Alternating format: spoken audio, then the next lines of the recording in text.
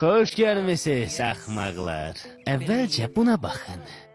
Arvadıma baxmayın, arkadaki villaya bakın kütbeyinler. 3 milyon yarım. İstilik sistemi olan havuz, qonaq otağı, döşəməsi ağcaqayın ağacından, mənim təzə Lamborghinim 6496 çox sürətlidir.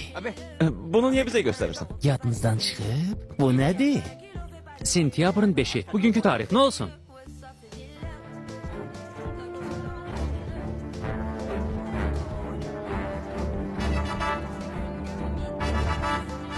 Mərc gəlirəm 10 ildən sonra. Sentyabrın 5-i elə bu yerdə görüşəcəyik. Onda baxarıq görək. Kim daha çox uğur qazanıb? Yadınızdadır? Bax bu yerdə sizlə mərc gəldik. Mən öz sözümün üstündə durdum və qayıtdım. Eşek!